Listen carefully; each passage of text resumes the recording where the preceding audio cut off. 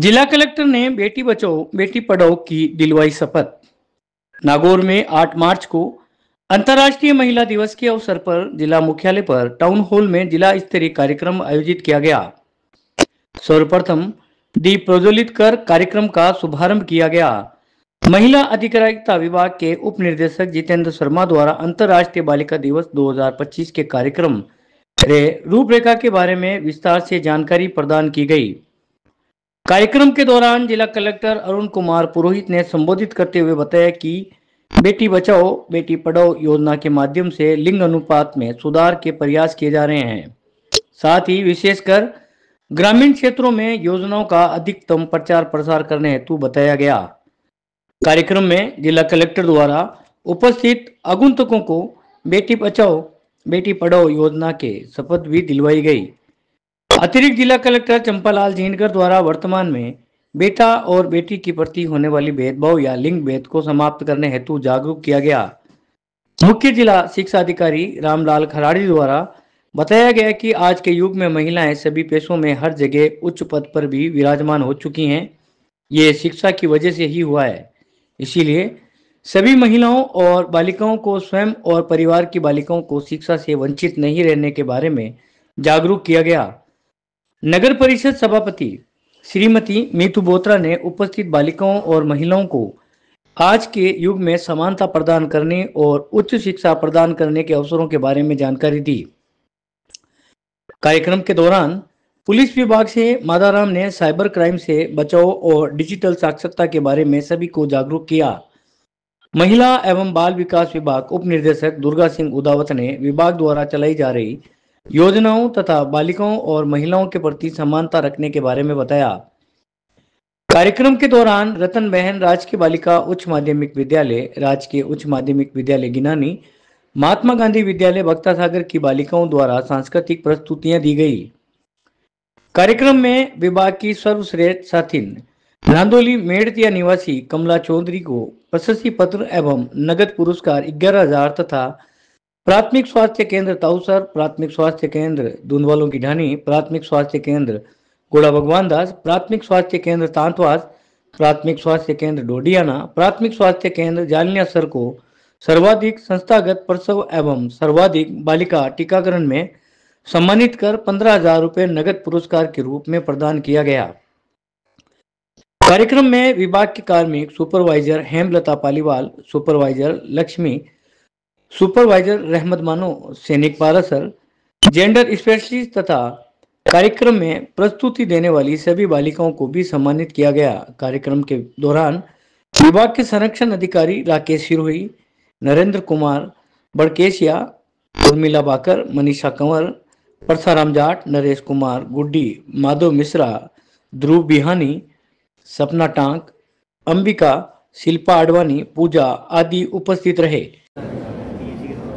सभी अधिकारीगण, कर्मचारीगण और मातृशक्ति, सर्वप्रथम तो आप सबको महिला दिवस की बहुत बहुत बधाई हो। कैसे हैं सब जने? कैसे हैं सब? अच्छे हैं?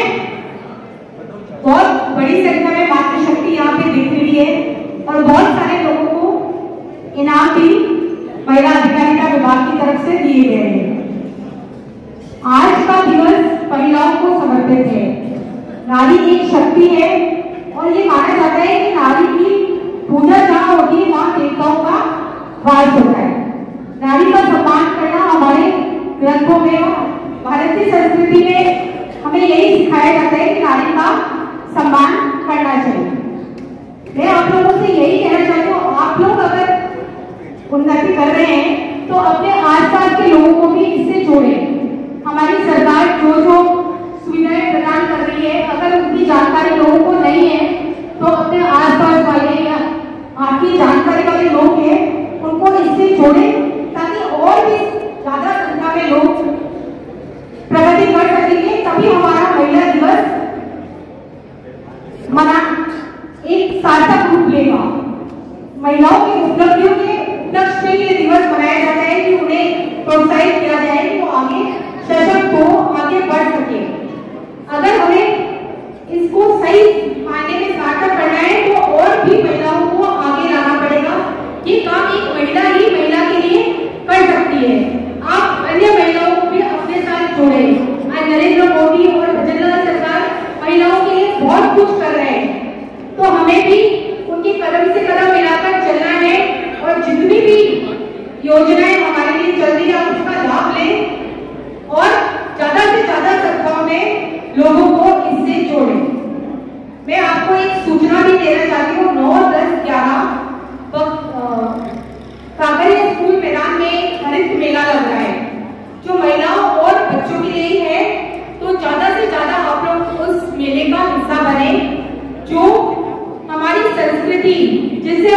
पीछे होते जा रहे हैं उससे हमको जोड़ेगा। बच्चे जो मोबाइल में लगे हुए हैं उनसे दूर होके हमारी संस्कृति से कैसे जुड़े, उस मेले में यही सब कुछ देखने में मिलेगा। उसमें मेहंदी प्रतियोगिता, मांडरा प्रतियोगिता और भी बहुत सारी दुकानें हैं जहाँ से आप संस्कृति से रूबरू, हमारी गांव की संस्कृति से रूबरू हो सकते हैं और वहाँ पे खरीदारी भी कर सकते हैं। तो आप सभी से मैं ये अपील करती हूँ कि ज्यादा से ज्यादा संख्या में वहाँ जाएं, एक बार जरूर उस मेले का हिस्सा बने, अपने बच्चों को वहाँ पे जरूर ले जाएं। जाएंगे ना? बोलिए तो सही। जरूर जरूर उस मेले में पधारिएगा। एक बार फिर आपको महिला दिवस की बहुत बहुत बधाई हो। महिला अधिकारिता विभाग का बहुत बहुत धन्यवाद कि उन्होंने मुझे यहाँ बुलाया और सम्मानित किया। जय हिंद, जय भारत। महिला दिवस, अंतर्राष्ट्रीय महिला दिवस के शुभ अवसर पर पधारे समस्त अधिकारीगण एवं मातृशक्ति माताओं बहनों, आज मैं साइबर थाने से आपके बीच में साइबर अपराध से बचने के तरीके बताने के लिए आया हूँ। क्योंकि आज के टाइम में ये इंटरनेट का जमाना है, प्रत्येक व्यक्ति मोबाइल यूज करता है और मोबाइल के माध्यम से, इंटरनेट के माध्यम से जो ठगी होती है उससे अपन को कैसे बचना है और किस तरह से अपन को लोगों को बचाना भी है। क्योंकि अपन बड़ी मेहनत से एक रुपये इकट्ठा करके पूंजी इकट्ठा करते हैं और साइबर फ्रॉड आपको बातों में लेके आपसे जानकारी चुरा के आपका खाता खाली कर देते हैं। तो सबसे पहले ध्यान रखना है, अगर कोई व्यक्ति आपको कॉल करता है कि मैं बैंक से बोल रहा हूँ, आपका बैंक खाता बंद हो रहा है, अगर आप उसको जारी रखना चाहते हो तो OTP बताएं। अगर आप उसको OTP बताते हो तो आपका बैंक खाता खाली हो जाएगा। इसी प्रकार कई बार ऐसे भी कॉल आते हैं कि आपके नाम का एक पार्सल पकड़ा गया जिसके अंदर अफीम मिली है, अगर आप गिरफ्तारी से बचना चाहते हो तो इतने रुपए जमा करो, नहीं तो आपको अरेस्ट कर लेंगे। इस तरह वो फर्जी अधिकारी पढ़ के पुलिस की वर्दी में आपको वीडियो कॉल करते हैं, लेकिन कई लोग डर के मारे में जमा करा देते हैं और कुछ अपराध का नाम है डिजिटल अरेस्ट। भारत के कानून में डिजिटल अरेस्ट नाम का कोई भी कानून नहीं है। अगर कोई भी व्यक्ति पुलिस की वर्दी में आपको कॉल करके ये बोले कि हमने आपको अरेस्ट कर लिया है, तो वो केवल और केवल फ्रॉड है, झूठ है, उसकी बातों में नहीं है। अभी सबसे ज्यादा फ्रॉड यही चल रहा है। दूसरा है अभी केल मर्जिंग फ्रॉड। केल मर्जिंग के अंदर आपके पास में कॉल आता है कि आपको फलाने अधिकारी से बात करनी है, मैं आपको कॉन्फ्रेंस में ले रहा हूँ। जब भी आप उसकी बात को मानते हैं, तुरंत बाद में एक कॉल आती है, आपका फोन कॉन्फ्रेंस में जुड़ जाता है। उस कॉन्फ्रेंस के दौरान आपके फोन में OTP आती है, वो डायरेक्ट बाईपास हो जाती है और कॉल करने से पहले आपका खाता खाली हो जाता है।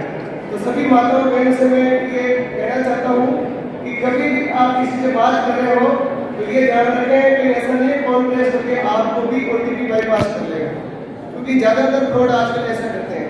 माताओं बहनों के पास में आजकल ये भी कॉल आते हैं कि मैं आपके पिताजी का ऑफिसर बोल रहा हूँ, उनके खाते में वो पैसे जा नहीं रहे, कुछ प्रॉब्लम हो रही है, मैं आपके फोन पे पैसे डाल रहा हूँ और 50,000 रुपये भेज रहा हूँ और 50,000 रुपये का वो फ्रॉड आपको कहता है, आपके मोबाइल में टेक्स्ट मैसेज आता है, यू हैव क्रेडिटेड टू 50,000। आप सोचते हैं कि मेरे खाते में पैसे आ गए, 2 मिनट बाद में उसका कॉल आता है, अरे सिस्टर मैं तो आपको 20,000 भेज रहा था, गलती से 50 आ गए, आप 30,000 रुपये वापस कर दो। और वो माता बहना देखती नहीं है कि मेरे बैंक में बैलेंस आया कि नहीं आया, वो उस टेक्स्ट मैसेज को असली मान लेती है और उसके कहने से पैसे वापस रिफंड कर देती है। फिर उसको आभास होता है कि मेरे खाते में तो 1 रुपये भी नहीं है और मैंने 30,000 जमा करा दिए, फिर दौड़े दौड़े थाने आते हैं। तो ऐसी स्थिति से बचने के लिए ध्यान रखें, कोई भी बंदा या कोई भी व्यक्ति आपको मैसेज देने के पहले पता करे ये बैंक का मैसेज है या फ्रॉड मैसेज है।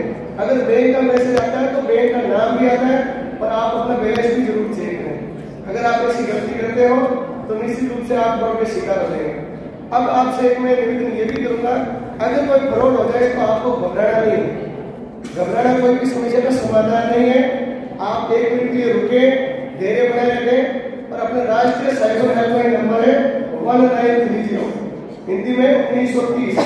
अगर आप 1930 पे कॉल करेंगे तो आपकी कॉल सीधी साइबर क्राइम हेल्पलाइन नंबर पे जाएगी और जिस खाते से आपके पैसे कटे हैं वो पैसे हम रिफंड कराने के लिए कोशिश करेंगे।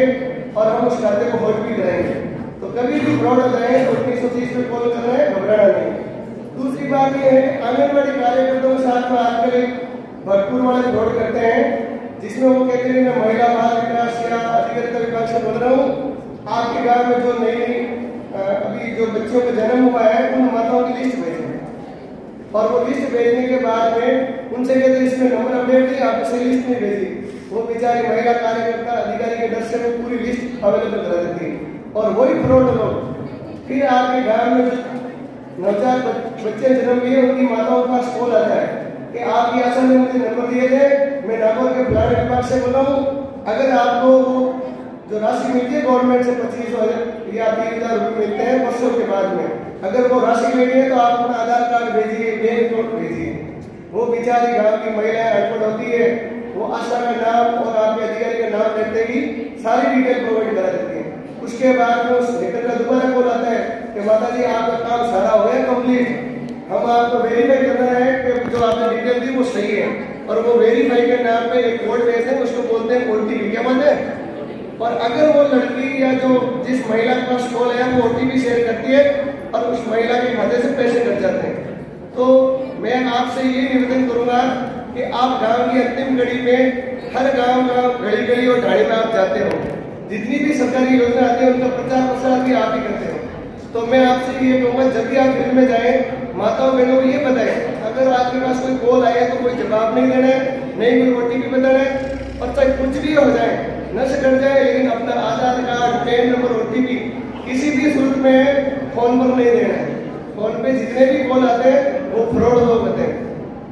एक आप व्हाट्सएप चलाते हैं तो अपने पास में एक एपी की फाइल आती है जो अपने मोबाइल में सॉफ्टवेयर की होती है, जैसे अपन गूगल प्ले स्टोर से सॉफ्टवेयर डाउनलोड करते हैं वैसी फाइल व्हाट्सएप पे आती है, उसको बोलते हैं एपी के फाइल। एपी के फाइल ऐसी होती है जैसे कि अभी कोई स्कीम है गवर्नमेंट की, पीएम किसान योजना, कभी फसल बीमा योजना की वो लिंक बना के भेजता है, अपन को तो लगता है वास्तव में फसल बीमा वाली है, मगर वो वास्तव में नहीं होती, वो फ्रॉड फाइल होती है। जो ही आप उस फाइल को डाउनलोड करते हो तो आपका मोबाइल पूरा हैक हो जाता है। आप उसको ओटीपी नहीं भी बताओगे तो भी आपके खाते से ओटीपी जाएंगे और आपका बैंक अकाउंट खाली हो जाएगा। और सबसे पहले हैकर आपकी ओटीपी लेके आपका व्हाट्सएप हैक करते हैं, फिर आपके जितने भी ग्रुप है उसमें वो फाइल भेजते हैं और जो महिला उस एपी के फाइल को डाउनलोड करती है उस सबका मोबाइल हैक हो जाता है। तो ऐसी स्थिति से बचने के लिए माताओं बहनों से एक ही निवेदन है, कोई भी आपके व्हाट्सएप में फाइल है उसको ओपन नहीं करें। अभी कुछ दिनों पहले शादियों का सीजन था तो अपराधियों ने टारगेट किया कि इन्विटेशन कार्ड भेजना, इस पर क्लिक करें, तो वो एपी के फाइल पे नाम लिख देते हैं इन्विटेशन कार्ड, जो उस पर क्लिक करते हैं पूरा बैंक अकाउंट खाली, पूरा मोबाइल खाली, और उसके पास में आपके फोटोज, आपके वीडियोस, आपके कॉन्टेक्ट सारे चले जाते हैं। तो ये भी ध्यान रखें। एक अपने प्ले स्टोर में ऐसे ऐप आते हैं जो कहते हैं हम आपको कुछ ही दिनों में लाखों रुपए का लोन फ्री में दिलवा देंगे, कुछ नहीं करना है, आपको केवल एक ओटीपी देना है।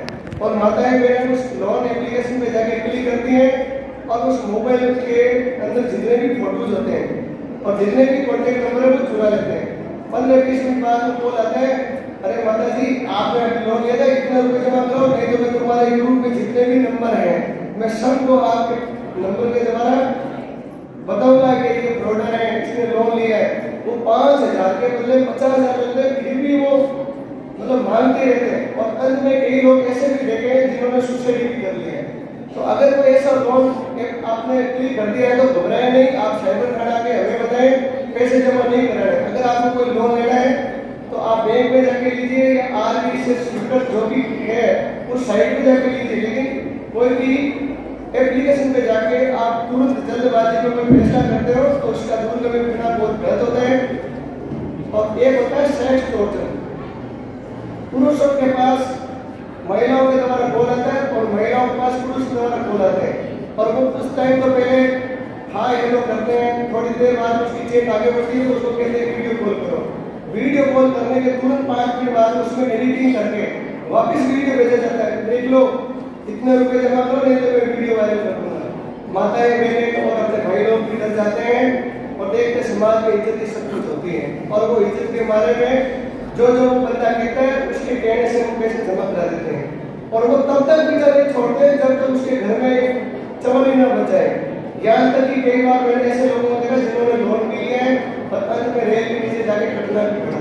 तो अगर कोई ऐसी स्थिति आ भी जाए तो डरना नहीं, आपकी इज्जत आपके पास में है।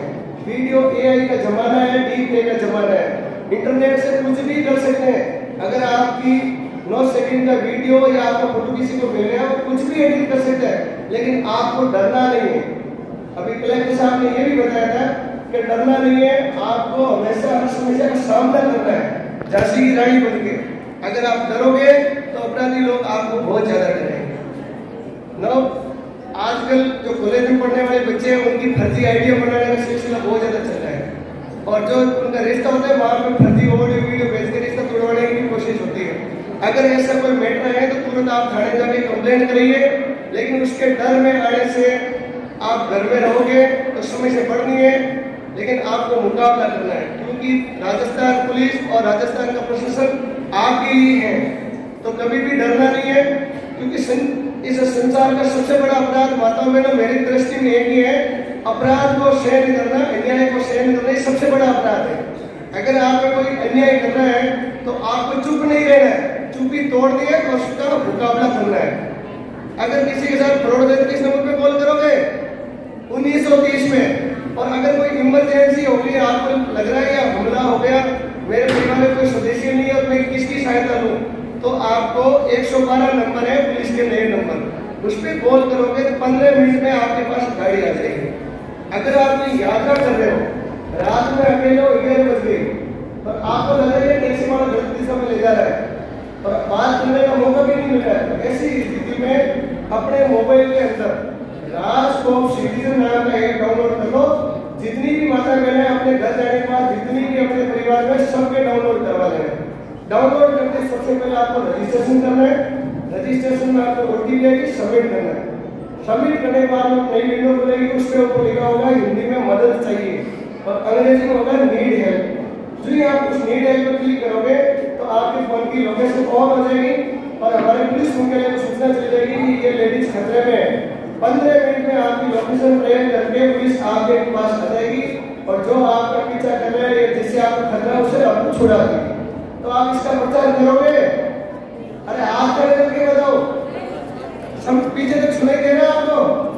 तो घर जाने के बाद ये ध्यान रखना, राजकोप सिटीजन ये हर एक महिला के फोन में होना चाहिए और यही आपका सबसे बड़ा हथियार है। अगर आप पढ़े लिखे हो तो लोगों को भी जागरूक करें और ये आपकी नैतिक जिम्मेदारी है। अंतर्राष्ट्रीय महिला दिवस की सुबह से आप शपथ लेके रहिए कि आपने जो सुना है और जो आपको योजनाओं की जानकारी मिली है वो आगे से आगे गांव की प्रत्येक अंतिम महिला तक वो जानकारी पहुंचनी चाहिए।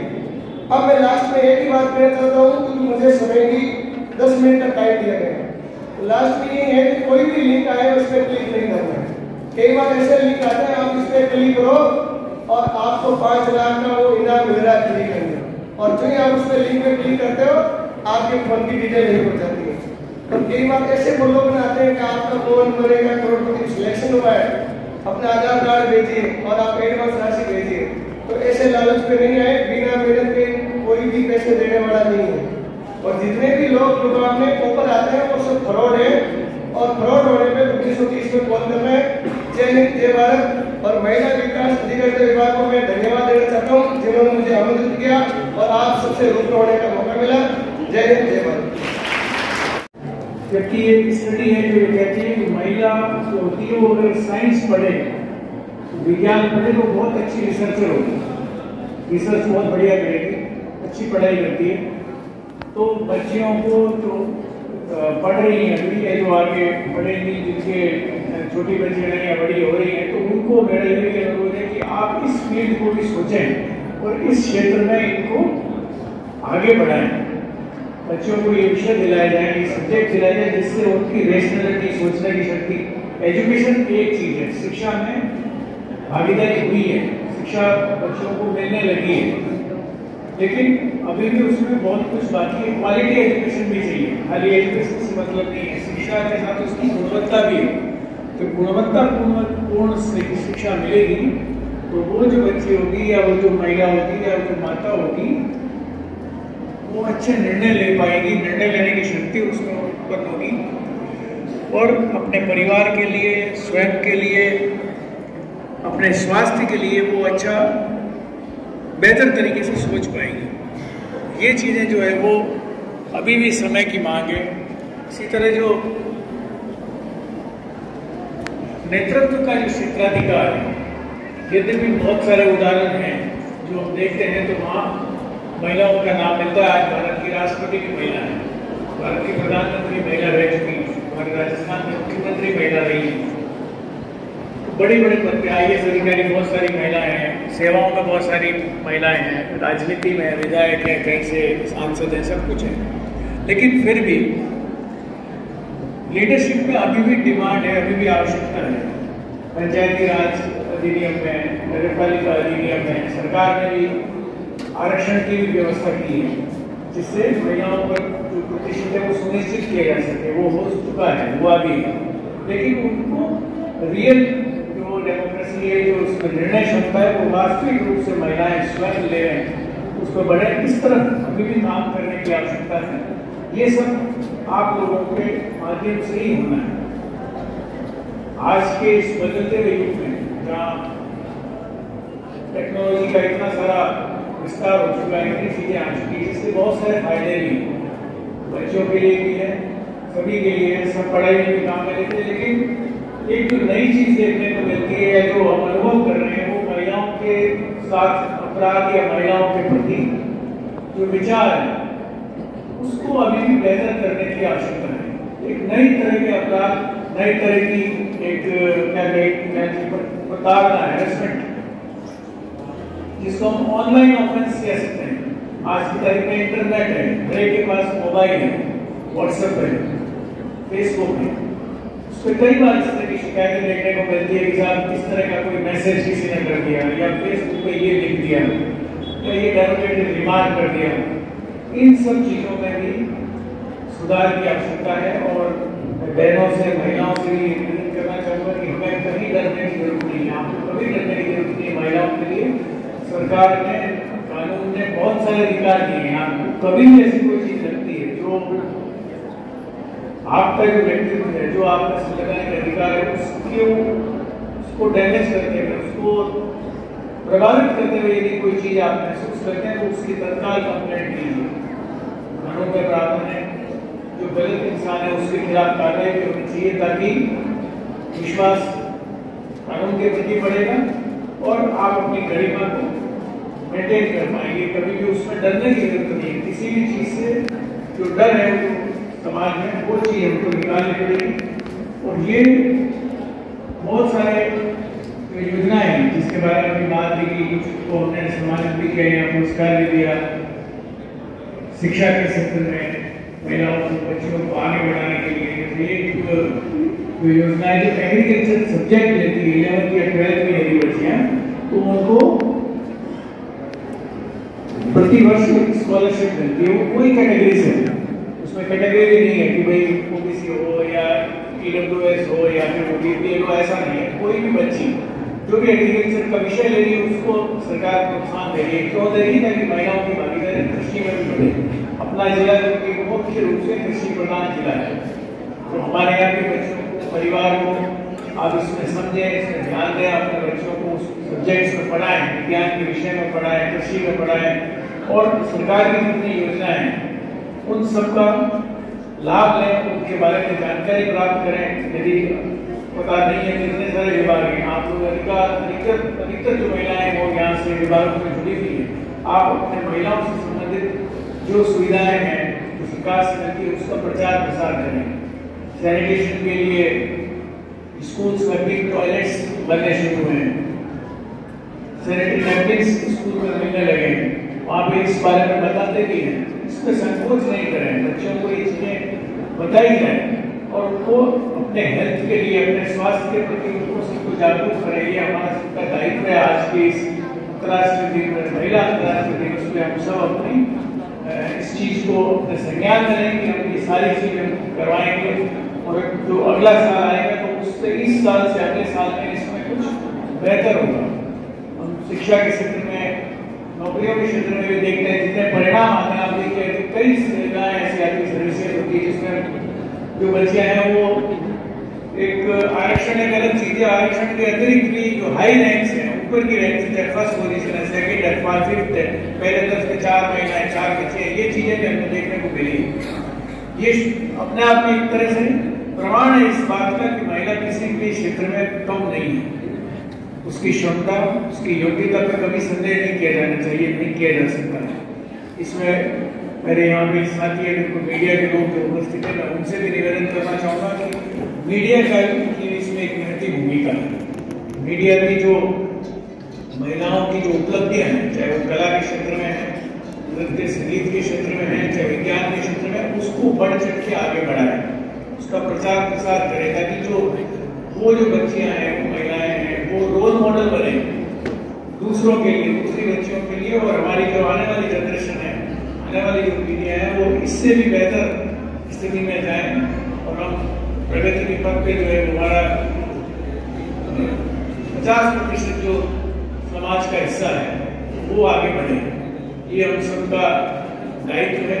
शुरुआत में जब 15-20 साल पहले जब सरपंच साहब के जब चुनाव हुए, सरपंचों के चुनाव होते थे, पंचायत समिति मेंबर्स के, जब फर्स्ट टाइम महिलाएं शुरुआत में बनने लगी थी, कई बार देखते थे कि गांव में जाते थे तो महिलाएं जो इस पद पे होती वो मूवमेंट करती थी।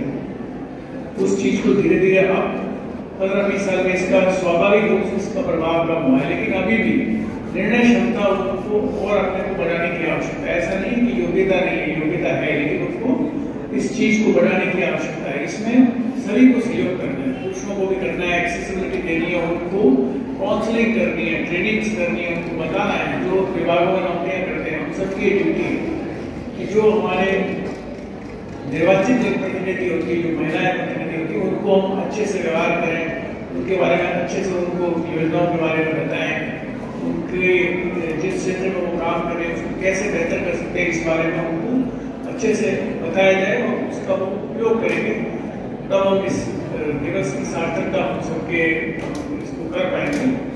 और आज इस कार्यक्रम में मुझे विभाग के द्वारा बुलाया गया और आपको उनसे बात करने का अवसर दिया, कि उसके लिए मैं अपनी तरफ से सभी का आभार व्यक्त करता हूँ। आप मेरे साथ साथ बोले, मैं भारत का नागरिक आज ये शपथ लेता हूँ कि मैं लिंग भेद और लिंग चयन जो कि बालिकाओं के जन्म एवं उनके अस्तित्व को जोखिम में डालता है, उस मानसिकता का त्याग करूंगा जिससे ये सुनिश्चित होगी लड़कियां जन्म लें, उन्हें समान प्यार व शिक्षा मिले और देश का सशक्त नागरिक बनने का समान अवसर मिले। मैं यह भी संकल्प लेता हूँ कि मैं जन्म पूर्व लिंग पहचान के आधार पर हो रही कन्या भ्रूण हत्या को व्यक्तिगत रूप से और सामूहिक रूप से समाप्त करने की मुहिम में अपना भरपूर सहयोग दूंगा।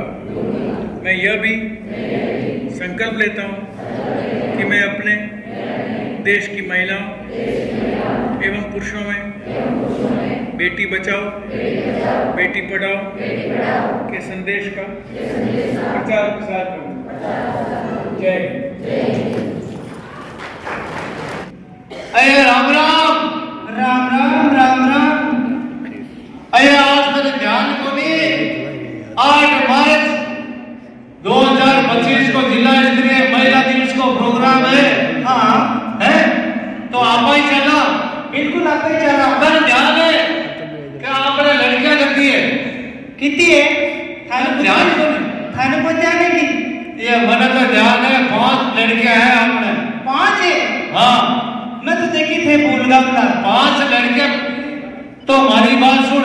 हाँ मैं तो सुबह ही घोना बकरियां गया देर खेत में चले जाओ, तू जा मेरे नरेगा में। हाँ अपने बच्चों को आप पढ़ाई लिखाई को की ध्यान ही मत देवा। हाल सरकार का ये कियान को फायदा दे रही है, बात है। जगो मारी बात सुने, सुनाओ। फायदो देने वाला समझदार लोग बढ़िया लिखा आज ही महिला दिवस में आयो है, बिल्कुल आपा जानकारी लेवा और आपा भी आगे बढ़ा। बिल्कुल सही बात है, आपा भी जानकारी लेवा और आगे बढ़ा। नमस्कार साहब।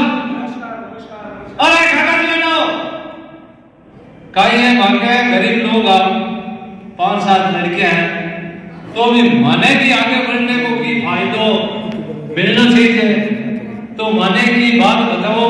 फायदो जरूर मिलेगा। हाँ थाने यहाँ के आदमी मिला हूँ। हाँ वो थे अग्रसर हो और भी कदम पर चालो। हाँ आपको वो जमाना बदली है। कौन ये टाबर छोटा टाबर होना में जावे है ना, बिल्कुल हम स्कूल में भेजो और माने पढ़ाओ और माँ को जीवन है वो सार्थक बढ़ाओ। ठीक है, सही। आओ थाने मिला। राम राम साहब। राम राम जी, राम राम जी। राम राम जी। अरे आइए बालाराम जी, क्या बात है? अरे कई बात है साहब, थाने ध्यान दिए मैं तो गाँव में रहने वाला। बिल्कुल बिल्कुल किसान लोग का किसान वर्ग के लोग है कोई। तो मैं कही है पाको धंधो कही है, सुबह उठा हिरावट गिरियो और सीधा घोना बकरिया लेर गया लेर खेत में जाता रहे। हाँ हाँ बिल्कुल अब बिल्कुल। थाने ध्यान में 5-5 लड़कियां हैं। कितनी लड़कियां आपके? 5 लड़कियां। अरे बड़े भाग्यशाली हो आप जो आपके 5 लड़कियां हैं। हम जैसे लोग तो तरसते हैं बच्चे के लिए जिनके यहाँ बच्चियां है ही नहीं। आपके 5 बच्चियां हैं, ये आपका सौभाग्य है। लेकिन एक बात बताइए मालाराम जी। अरे सौभाग्य कहिए भाई साहब, मजदूरी को नहीं ना। मजदूरी तो हाँ किसान वर्ग के आदमी गरीब आदमी, लेकिन अगर मजदूरी कहिए तो आज सरकार की तरफ से महिला अधिकारिता विभाग की तरफ से बेटी बचाओ बेटी पढ़ाओ अभियान के अंतर्गत बच्चों को इतनी सुविधाएं उपलब्ध करवाई गई है सरकार की तरफ से। आप जैसे लोग समझने वाले होने चाहिए, समझकर और उन योजनाओं का फायदा उठाना पाना चाहिए। जरा तो बहुत अच्छी बात है सर। जैसे कि आज आपसे सबसे पहली बात पूछता हूँ, हाँ। जैसे आपने अपने जो बच्चियां हुई है तो डिलीवरी कहाँ करवाई आपने? अब साहब डिलीवरी करें तो हॉस्पिटल में हो जाती, प्राइवेट हॉस्पिटल, सरकारी प्राइवेट हाँ करें घर हो जाती। हाँ। तो ये यहाँ से आपने गलती शुरू कर दी। जैसे कि आज आपकी 5 बच्चियां हैं, हाँ। 5 बच्चियों की अगर आप डिलीवरी सरकारी अस्पताल में करवाते हाँ। तो आपको पता है सरकार की तरफ से पैसे मिलते हैं बच्चियों को बिल्कुल निःशुल्क। बच्चों का जो ये डिलीवरी होती है डिलीवरी बिल्कुल निःशुल्क सरकारी अस्पताल में। हाँ। और पैसे भी मिलते हैं बच्चों को, उनका खाता खुलता है और बच्चों को पैसे मिलते हैं।